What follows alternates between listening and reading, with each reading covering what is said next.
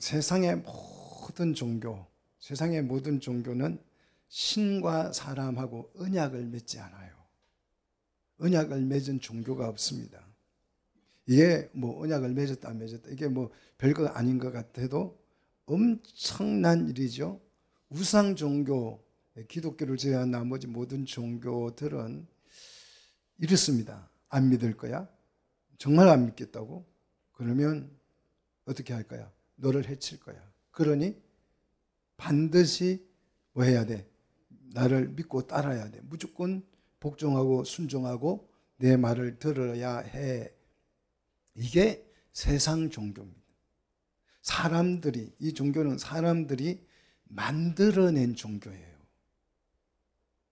세상 종교는 우리 성경은 계시로 하나님으로부터 주어진 종교지만 세상 모든 종교는 사람이 우상으로 만들어낸 종교이기 때문에 이렇게 언약을 하지 않아요. 그럼 왜 언약을 하지 않냐 그러면 지배하는 데 목적이 있거든요. 옛날에는 왕이 세상을 지배했잖아요.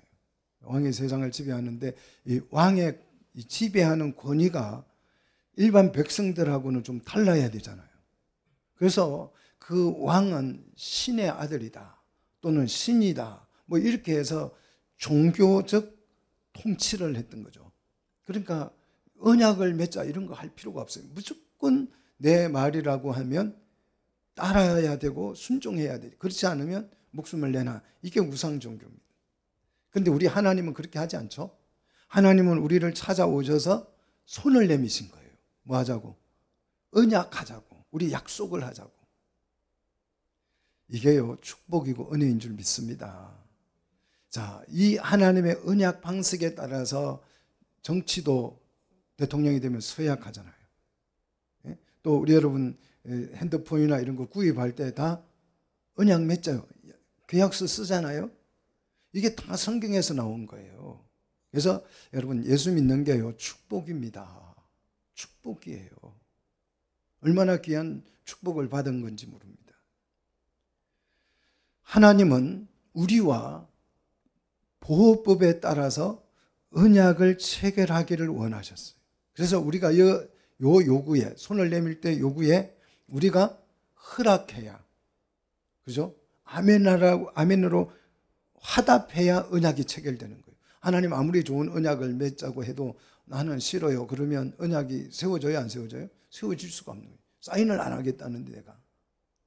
그래서 우리 하나님은 인격적인 분이다. 우리 사람을 대할 때에 정말 사람으로 대한다는 거예요. 하나님의 형상으로 하나님의 사람으로 대하여서 나의 인격을 존중해서 내가 허락할 때에 언약이 체결되는 거예요. 자, 그런데 이 언약을 체결할 때에 절차와 과정이 너무너무 중요합니다. 이 절차와 과정이 질서를 만들어내요. 오늘 3절을 보시면 이렇게 기록되어져 있습니다. 자, 3절 보십시오. 모세가 와서 여호와의 모든 말씀과 그의 모든 율례를 백성에게 전하매 그들이 한 소리로 뭐 했다고요? 응답했다고요. 대답했다고요. 모세가 여호와의 모든 말씀과 모든 율례를 백성에게 전했고 백성은 한 소리로 그 수많은 백성들이 거절하는 사람 없이 같은 말로 응답했어요. 대답했습니다. 뭐라고 대답했습니까? 계속 보십시오. 여호와께서 말씀하신 모든 것을 우리가 뭐 하겠다? 준행하리이다. 이렇게 함으로써 서약, 약속, 언약이 체결되는 것이죠. 자, 이렇게 서약한 후 하나님께서 모세에게 절차를 말씀합니다. 이 이제 서약 절차를 말씀하는데 1절. 자, 1절을 보십시오. 너는 누구와요? 아론과 나답과 아비후와 이스라엘의 장로 70인과 함께 여호와께 올라와 그랬어요. 자, 너는 혼자 오너라. 이게 아니에요. 누구와 함께요? 아론과 나답과 아비후와 나답과 아비후는 아론의 아들들이죠. 그리고 이스라엘 장로 몇 명요? 70명이 이 언약, 지금 하나님이 사람과 맺고자 하는 이 언약은 모세와 하나님과 1대1 언약을 맺은 게 아니죠. 아론의 두 아들과 나답과 아비후, 이 사람들은 제사장이 될 사람들이고 70인 장로는 각 지파의 대표들이에요. 그러니까 언약을 체결하고 확정하기 위해서 이 대표들을 다 소환한 것입니다. 그래서 성경은 이 70이라는 이 숫자를 굉장히 의미를 두고 있는데요. 7이라고 하는 숫자는 완전함을 의미하고 10은 하나님의 법을 상징해요. 그래서 계명이 몇 개예요? 10개잖아요. 그래서 10계명이잖아요. 그래서 7과 10은 완전한 언약법을 상징하는 숫자예요. 그래서 장로 70인을 세운 의미는 이스라엘 장로 70인을 세워서 지도력과 권위를 분담시키려고 하는 거죠. 하나님의 언약법을 지키는 그 지도 체제를, 그러니까 통치 체제를 하나님께서 세우기 위해서 70인의 장로를 세운 거죠. 교회도 마찬가지죠. 우리가 지난주에 장로를 임직했는데요. 왜 장로를 세웁니까? 목사 혼자 마음대로 하면 되는 거잖아요. 그죠? 마음대로 그냥 마음대로 교회 통치하면 되지만 왜 장로를 세워요? 천주교회는 장로가 없잖아요. 그죠? 그러니까 신부 마음대로, 교황 마음대로 할 수 있습니다. 그게 굉장히 편해요. 그냥 평신도는 아무 말을 못하는 거죠. 그 통치에 절대권을 가지고 있기 때문에. 그런데 왜 장로를 세워서 이 통치 체제를 분담하게 하는가? 완전한 나라를 세우기 원하는 거죠. 독재의 나라가 아니고 완전한 나라를 원하는 거죠.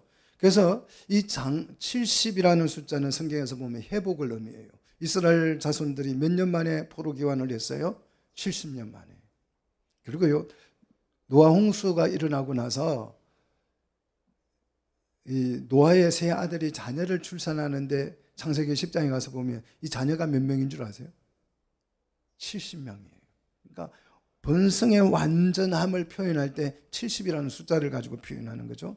예수님의 제자가 몇 명이었어요? 70명이었죠. 그죠? 70명이었죠. 자, 이 70명은 어떻게 나오는 숫자냐 그러면 각 지파마다 6명씩을 뽑는 거죠. 그러면 72명이 돼요. 그 72명의 아론과 모세와 아론이 포함되는 거죠. 그래서 모세와 아론을 제외하면 70명이 되는 거죠. 교회는 이렇게 하나님께서 세우자는 완전한 통치를 원하셔서 70이라는 숫자를 세워서 하나님께서 교회를 다스리게 하고 하나님 나라를 통치하게 합니다. 자, 언약이 만약에 1대1로 체결이 됐다면 그 언약을 누가 믿겠어요? 아니, 제가 기도하다가 하나님 나에게 이렇게 말씀하셨어요. 여러분, 하나님 나에게 이런 말씀을 하셨는데 이 말씀을 여러분 들으세요. 그러면 믿어지겠어요? 좋은 얘기야 아멘 하겠지요. 그런데 뭐 재산을 팔아오란다는 둥, 뭐 집을 팔아오란다는 둥, 하나님이 내게 말씀하셨어. 이러면 그 말을 누가 믿겠어요? 자, 이단들을 한번 보십시오. 이단들은 다 이런 식이에요.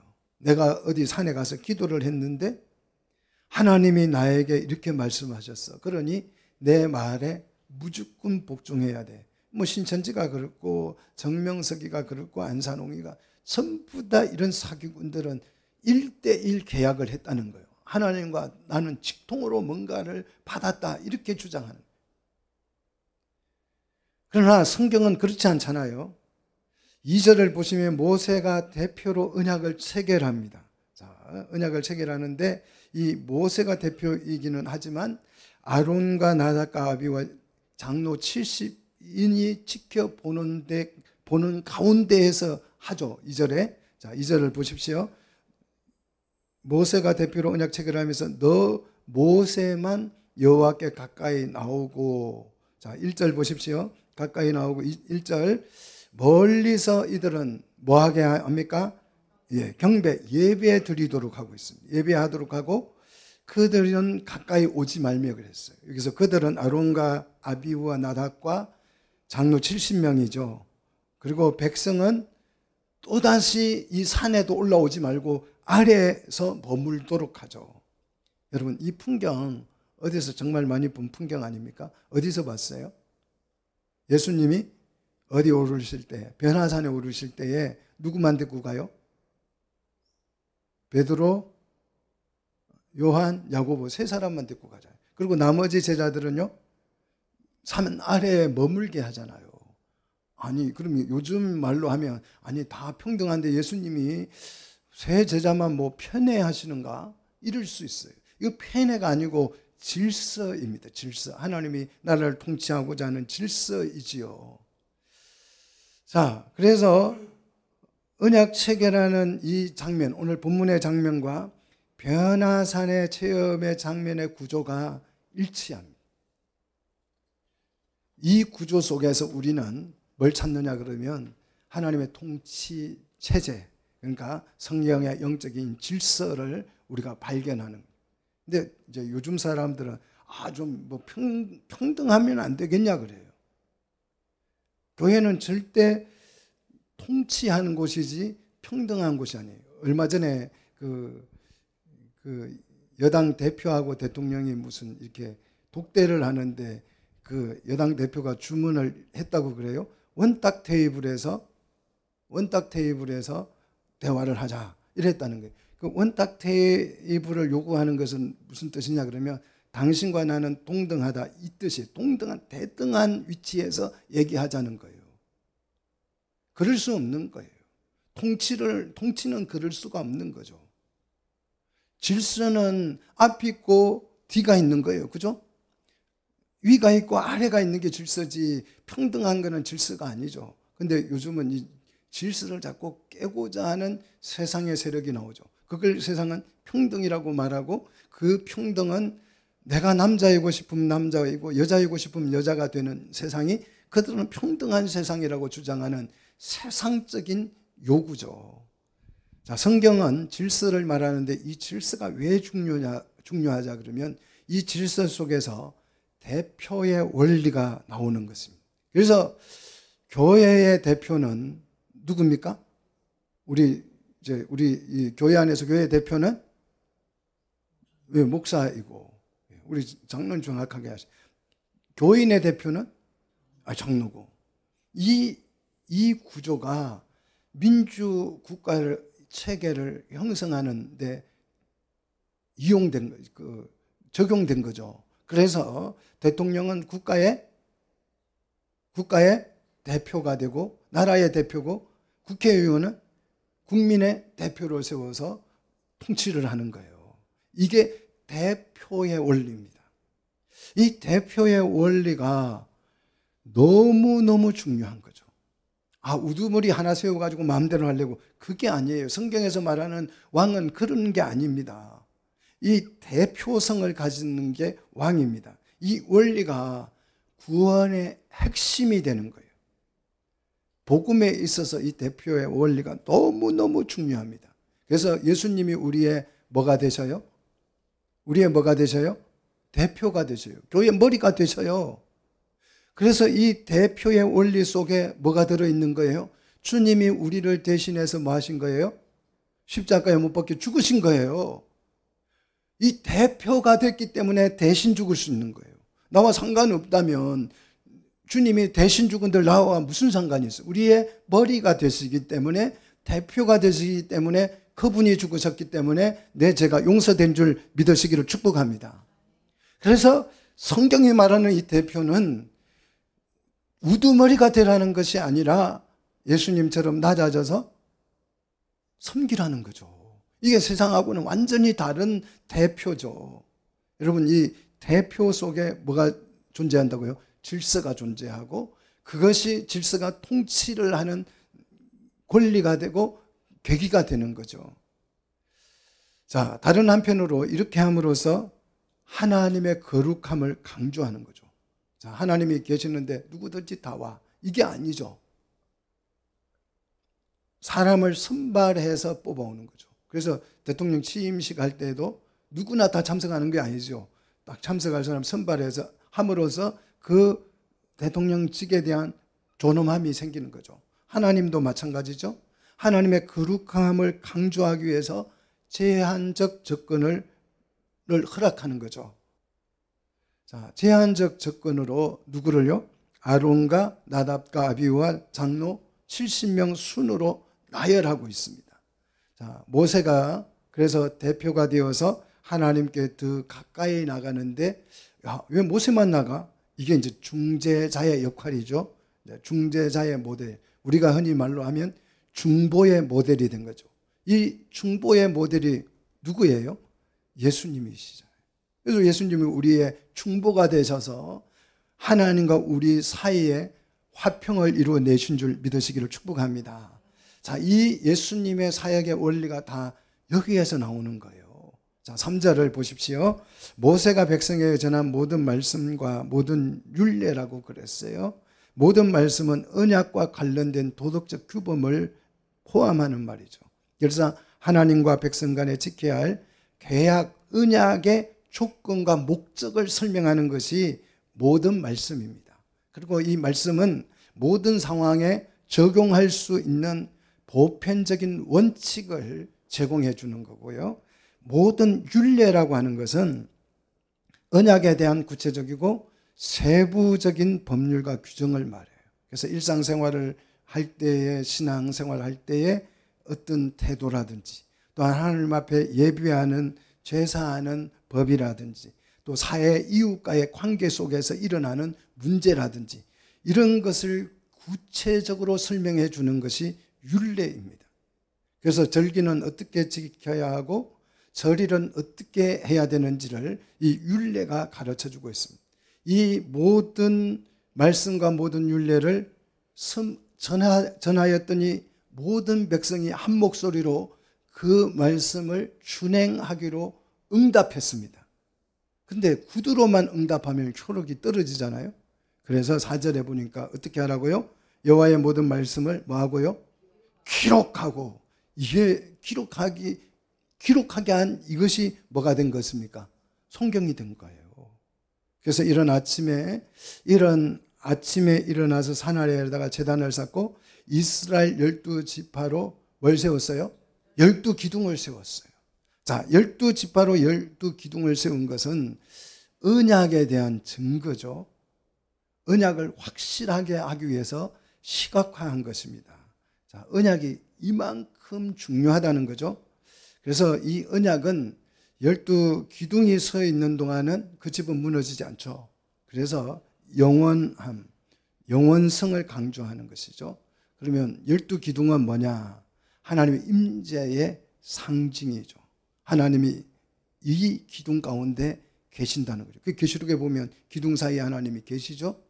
자, 언약을, 그러면 중요한 것은 언약을, 우리가 하나님과 맺은 언약을 성취하면 우리가 어떤 보장을 받습니까? 어떤 결과가 나옵니까? 우리가 언약을 지켰을 때. 이거 정말 의외로 모르고 신앙생활을 하시는 분들이 많아요. 이걸 모르면 그냥 신앙이 예수 믿다가 잘 믿다가 어떻게 잘 죽어서 어디 가자, 천당 가자, 뭐 이런 무속적인 신앙밖에 안 돼요. 아니, 하나님과 나와 언약을 맺었으면 무슨 언약을 맺었는지는 알아야 되잖아요. 어떤 결과가 돌출되는지는 알아야 되잖아요. 여러분, 보험 계약하고 나서 내가 암을 치료받는 계약인지 이빨을 하는 건지 뭐 안과를 치료하는 건지 그거 모르고 합니까? 알잖아요. 내용을 알잖아요. 보험 계약 내용을 알잖아요. 이 계약을 내가 계약했을 때 내가 그 일정하게 금액을 내면 내가 이런 병에 걸렸을 때 보장받는 거잖아요. 하나님과 우리가 언약을 맺었으면 보장이 있잖아요. 어떤 보장을 하나님이 제시했었어요? 벌써 까먹었어요? 자, 출애굽기 6장 7절에 보면 너희는 내 백성으로 삼고 나는 너희의 하나님이 되리니. 자, 레위기 26장 12절. 자, 레위기 26장 12절 보십시오. 같이 한번 읽도록 하겠습니다. 요거 우리 예수 믿는 사람이 요거 까먹으면 안 돼요. 요거 절대 까먹으면 안 됩니다. 자, 꼭 기억하셔야 돼요. 자, 레위기 26장 12절 같이 읽습니다. 나는 너희 중에 행하여 너희의 하나님이 되고 너희는 내 백성이 될 것이라. 뭐 하면? 언약을 맺고 지켜내면. 그래서 하나님께서 세 가지, 요걸 이제 세 가지로 구체적으로 말하면 너희는 내 소유가 되고, 소유가 된다는 말은 하나님의 자녀가 된다는 뜻이라고 그랬어요. 그 다음에 거룩한 제사장이 되고, 그 다음에 소유된 백성이 된다 그랬잖아요. 제사장 나라가 되고 소유된 백성이 된다 그랬잖아요. 자, 우리가 하나님과 언약을 맺어서 그 언약이 실현되면, 내가 예수를 믿는다고 하는 것은 이 언약을 실현해 가는 과정이죠. 이 언약을 실현하면 우리는 하나님의 백성이 되고 하나님은 우리의 하나님이 되는 거예요. 여러분, 감동적이지 않습니까? 하나님이 내 하나님이 된다는 게 감동스럽지 않습니까? 아니, 아는 사람, 높은 사람, 아는 사람만 있어도 굉장히 뿌듯하잖아요. 군대 가보면 높은 계급 아는 사람만 있어도 얼마나 어깨에 힘이 들어가는지 모르잖아요. 근데 하나님이 나의 하나님이 되어주신대요. 이 언약을 맺자는데 여러분 망설일 이유가 있습니까? 여러분 지체 없이 이 언약에 동의하시기를 축복합니다. 자, 이 언약에 대한 보증으로 그래서 12기둥을 세우게 했는데 12기둥의 대표, 이 12기둥의 대표는 예수 그리스도가 되시는 거죠. 그래서 예수님은 교회를 세울 기둥으로서 제자를 몇 명 세워요? 몇 명 세웠어요? 교회를 세울 기둥으로서 12명 세웠잖아요. 지금 이게 구약이지만 신약이 얘기하는 거예요. 복음을 얘기하고 있는 거예요. 예수님은 자신의 반석 위에 12개의 돌기둥을 세워서 뭘 만든 거예요? 교회를 세운 거죠. 지금 우리가 교회가 된 줄 믿으시기를 축복합니다. 자, 계시록을 한번 보십시오. 계시록 21장 12절로 14절에 가서 보시면 하늘의 성전이 소개되죠. 하늘의 성전, 새 예루살렘 성이 소개됩니다. 자, 새 예루살렘 성입니다. 성전이 아니고 새 예루살렘 성이에요. 성은 이제 나라를 의미하죠. 이 새 예루살렘 성의 기둥이 몇 개입니까? 12기둥이죠. 그 12기둥의 이름을 한번 보십시오. 누구 이름이 기록되어졌어요? 예? 12기둥을 성벽의 기초석으로 각각 어린 양의 12사도의 이름을 기록했잖아요. 자, 이 교회가 이제 계시록에 가서 보니까 뭐로 바뀌었어요? 성으로 성으로. 나라로 바뀌었다, 이 말이에요. 자, 언약을 실현하면 이 12기둥이 교회를 실현하고 결국은 하나님의 나라가 될 줄로 믿습니다. 자, 이 기둥을 세운 후에 5절을 보십시오. 5절을 보시면 이스라엘 자손에 누구를 보냅니까? 청년들을 보내요. 와, 놀랍지 않아요? 이 당시의 청년들은 그 당시 문화는 어때요? 애들은 가라. 애들은 가라. 애들은 가라. 저희 작은 아버지가 그 공기총을 가지고 있었어요. 제가 어렸을 때. 그래가지고 청년들을 모아서 우리 작은 아버지가 총각 장가가기 전에 삼촌이죠. 삼촌이 동네 청년들을 모아가지고 공기총으로 새도 잡고 토끼도 잡고 막 이래가지고 막 구워 먹었어요. 그때 제가 어렸을 때 시골이니까. 그래가지고 그 한 점 얻어먹고 싶어서 옆에 가면 이렇게 애들은 가라. 요거 너희들 이거 고기 먹으면 나중 장가 가서 애 못 낳는데 이래가지고 돌려보냈어요. 진짜인 줄 알고 또 그거 먹지도 못하고. 이 당시에 청년들은 애들이죠. 애들은 가라. 이럴 수 있는 때인데 여기서 보니까 청년들을 보냈어요. 왜 그랬을까요? 자, 청년들은 가나안 땅에 들어가서 이 언약을 실현할 당사자들이잖아요. 그 당사자들에게 자, 뭘 하게 합니까? 여호와께 소로 번제와 화목제를 드리게 합니다. 자, 번제는 두 가지 의미가 있어요. 첫째는 속죄의 의미가 있습니다. 죄를 대속하기 위한 제사죠. 자, 그다음 이 번제는 헌신의 의미가 있습니다. 제물 전체를 불태워서 하나님께 드림으로써 언약에 헌신하겠다는 의미죠. 자, 제물이 죽게 됨으로써 나도 언약을 깨면 죽는다는 의미를 담고 있어요. 그러니까 우리가 언약할 때는 하나님과 맺을 언약은 우리의 생명을 담보로 해서 맺는 언약이에요. 그래서 영원 불변한 언약인 줄 믿으시기를 축복합니다. 자, 두 번째 화목제에도 두 가지 의미가 있는데 첫째는 감사의 의미가 있죠. 은혜와 축복에 대한 감사의 표현이고, 화목은 대속하심으로써, 그리스도께서 우리 죄를 대속하심으로써 하나님과 나와의 관계가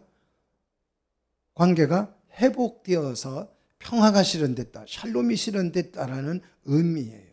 자, 그래서 화목제는 하나님과 언약을 맺음으로써 죄를 대속받으시고 화평이 이루어졌음을 의미하고, 거기에 대한 감사를 표현하는 감사에 대한 반응이죠. 자, 6절을 보십시오. 모세가 번제와 화목제의 피로 어떻게 하냐 그러면 반은 양푼에 담습니다. 그리고 반은요? 제단에 뿌리죠. 자, 피로 이 언약을 확증하는 거예요. 그러니까 우리 생명 걸고 이 언약을 하나님과 맺는 것입니다. 자, 근데 이 제단에 반으로 나누어서 반은 제단에 뿌리겠는데, 하나님께 드리는 헌신과 속죄를 의미하고 제단을 성결케 한다는 의미죠. 자, 이렇게 절반으로 제단을 성결케 한 후에 7절에 뭘 합니까? 언약서를 낭독하죠. 언약서 내용은 출애굽기 22장 22절부터 23장 33절까지의 내용이에요. 자, 백성에게 이 언약서를 낭독하여 뭐하게 했어요? 듣게 했다 그랬어요. 말씀을 듣게 했다. 말씀은 듣는 것이 귀한 줄로 믿습니다. 자, 언약 내용을 공지하는 거죠. 듣는다는 말은, 듣게 했다는 말은 언약 내용을 공지를 이해시킨 거죠. 이게요, 요즘은 알 권리라 그래요. 그래서 여러분 핸드폰을 사러 가면 계약서 엄청 써대잖아요. 그거 쓸 때 희미한 글씨로 써놓고 그걸 따라 쓰라 그래요. 듣고 이해했음. 그걸 내 손으로 일부러 희미하게 써놓고 진하게 베껴 쓰라고 얘기합니다. 그 내용을 뭐 하라는 거예요? 숙지하고 내가 알고 있었다는 걸 표현하라는 거죠. 오늘 여기도 마찬가지죠. 하나님께서 언약서를 낭독하게 할 때에 듣게 했다는 거죠. 우리가 이 언약 내용을요, 알지 못하고 그냥 성경을 많이 읽는 것은요, 염불이나 다를 바가 없어요. 그냥 무작정 성경만 열심히 많이 오래 읽으면 된다. 나는 막 성경 백독했다.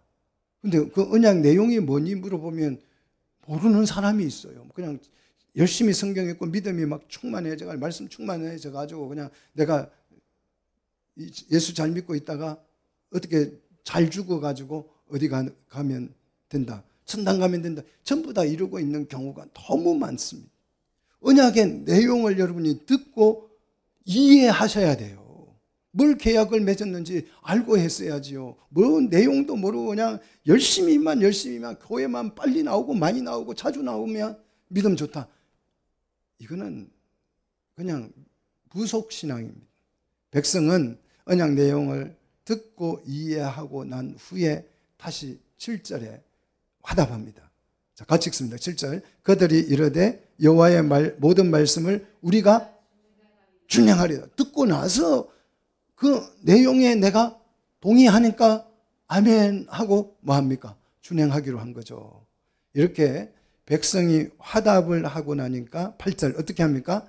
모세가 이제 그 제단을 성결케 했던 반의 피 말고 양푼에 담아놨던 피를 가지고 와서 어떻게 해요? 이번에는 백성에게 뿌립니다. 언약의 확정을 의미하는 거죠. 너는 이 언약을 깨면 둘 중에 누구는 하나는 죽는다 이거죠. 그래서 이렇게 풀을 뿌리면서 이 피의 의미를 이렇게 설명합니다. 이는, 같이 읽습니다. 이는 여호와께서 이 모든 말씀에 대하여 너희와 세운 언약의 뭐다? 누가 하신 말씀이에요? 하나님 하신 말씀이고, 예수님도 이 말씀을 하셨죠. 이 피는 언약의 피다, 이렇게 말씀하셨잖아요. 자, 백성에게 뿌리서 언약을 체결하고 확정합니다. 이 피는 신약에서는 예수 그리스도의 보혈을 의미합니다. 그래서 예수님은 내 피는 언약의 피다, 이렇게 해서 뭘 제정하십니까? 성찬을 제정해서 기념하게 하죠. 자, 그 다음에 이렇게 언약을 맺은 후 9절, 이제 하나님을 아련하게 되죠. 자, 자, 모세와 아론과 나답과 아비후와 이스라엘 장로 70인이 올라가서 11절 이스라엘의 하나님을 뭐하니? 보니 그랬어요. 야, 이렇게 언약을 맺고 나서 이제 누구를 만날 수 있어요? 하나님을 볼 수 있는 거죠. 여기서 보다는 말은 자각이라는 의미예요. 깨닫게 된다는 의미고 시각적인 경험을 넘어서 진짜 영적인 지식을 말해요. 완전한 지식을 말합니다. 여기에서 하나님을 아는 것은 정말 하나님을 보게 된 이 지식을 얻은 것은 이 아는 것만큼은 완전합니다. 그런데요, 하나님을 보기는 봤는데 뭘 봤어요? 뭘 봤어요? 하나님 보니 뭐가 보여요? 그의 발이 보이. 하나님을 전체를 다 볼 수는 없습니다. 보면 어떻게 돼요? 죽어요. 저희는 어떻게 주님을 얼굴을 맞대어 볼 수 있겠어요? 그거는 나중 이제 부활체를 입고 나서 주님 나라에서 우리가 얼굴과 얼굴을 맞대서 볼 수 있지만 그전에는 하나님 전체를 볼 수 없고 뭘 본 것입니까? 그의 발을 본 거죠. 그런데 발을 봤는데 발 아래에는 청옥을 편듯하고 하늘같이 청명하더라 그랬어요. 하나님의 발 아래는 뭘 의미하냐 그러면 하나님의 권위와 통치를 의미합니다. 그리고 발 아래 엎드렸다 그랬어요. 엎드렸다는 말은 하나님의 통치에 내가 복종하겠다라는 신앙 고백인 것입니다. 자, 그리고 청옥을 편듯 사파이어를 말하는데요. 하늘 위의 맑고 투명한 모습을 상징하는 용어입니다. 순결과 거룩함을 의미하죠. 자, 하나님의 발이 하늘 위에 하늘을 밟고 있는 거죠. 그죠? 예. 발 아래에 이 청옥이 있으니까 하나님의 발이 하늘 위에 하늘을 이렇게 밟고 있는 거죠. 예. 이엄과 영광을 상징합니다. 그래서 우리 하나님의 통치는요, 권위와 영광스러움에 귀인을 하는 거예요. 하나님께서 너희들 내 말 안 들으면 내가 혼낼 거야.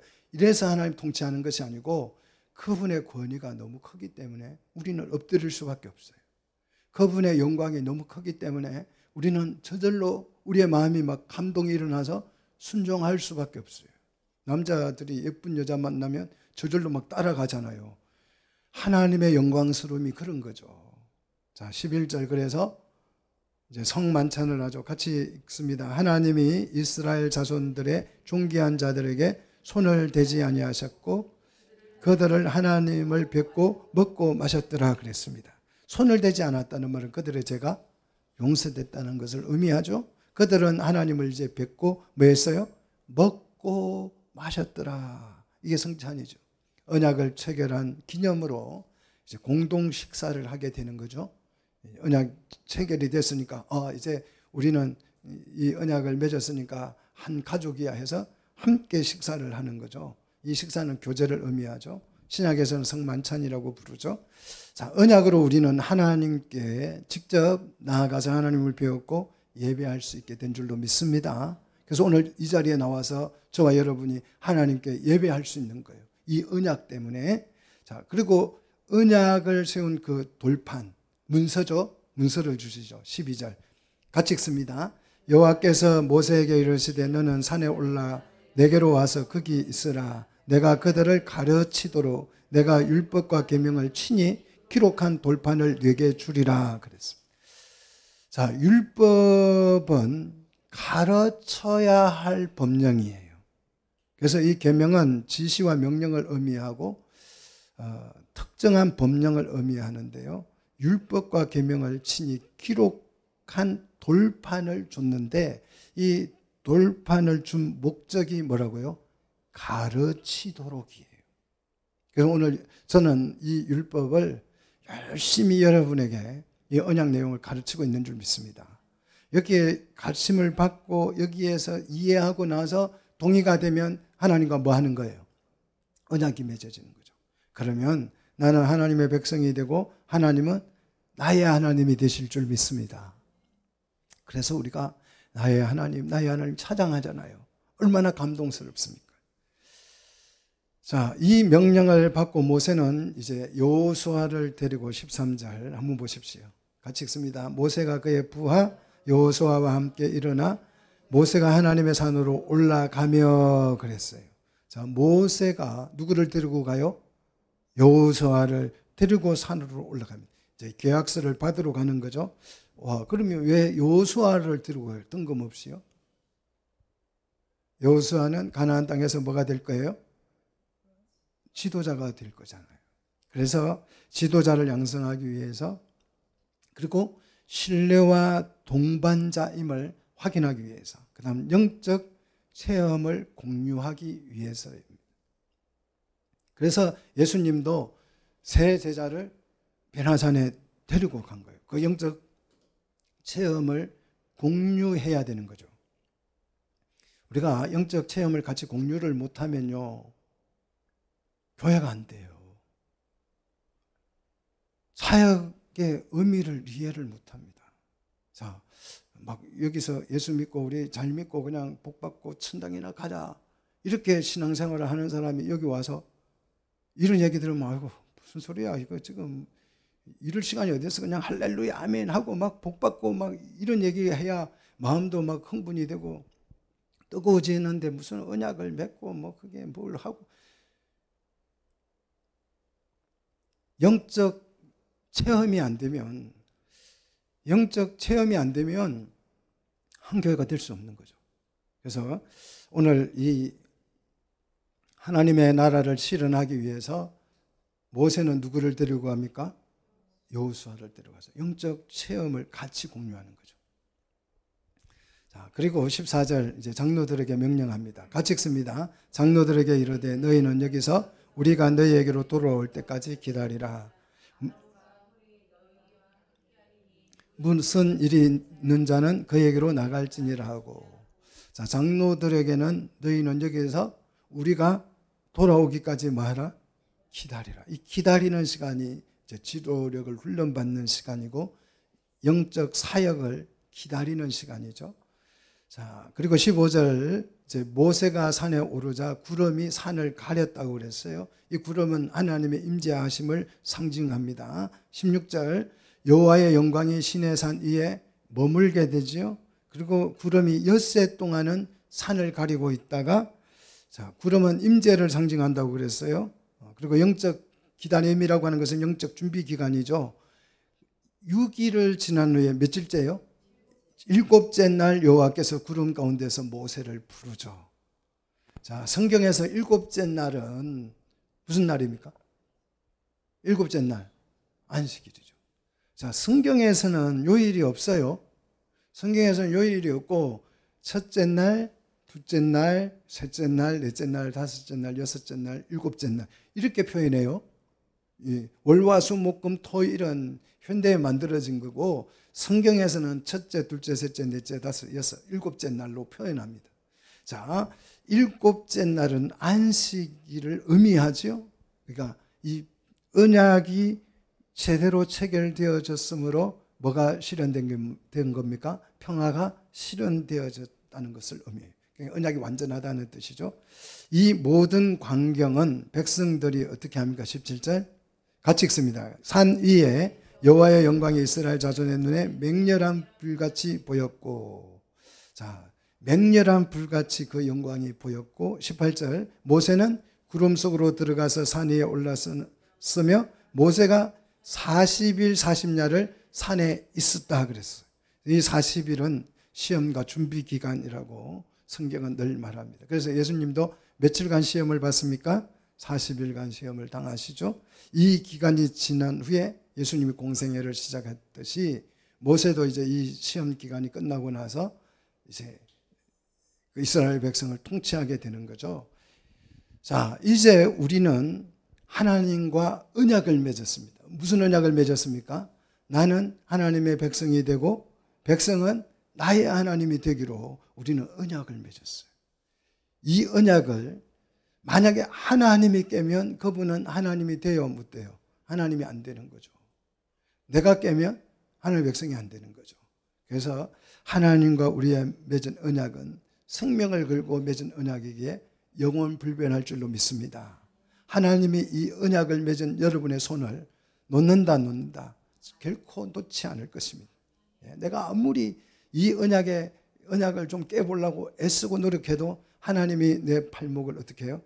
꽉 쥐고 있습니다. 그러니까 하나님이 우리 팔목을 잡은 거예요. 손을 잡은 게 아니고 팔목을 잡고 있는 거예요. 그러니까 내가 손을 놔도 팔목을 잡혔기 때문에 도망간다 못 간다. 도망칠 수 없는 거죠. 하나님께서 이 언약을 맺으시고 너는 나의 소유가 되고 거룩한 제사장 나라가 되며 백성이 될 것이다. 이렇게 하나님이 소유된 백성이 될 것이라고 약속하고 있습니다. 이 언약을 끝까지 믿고 승리하는 우리 성도들이 되시기를 주의 이름으로 축복합니다.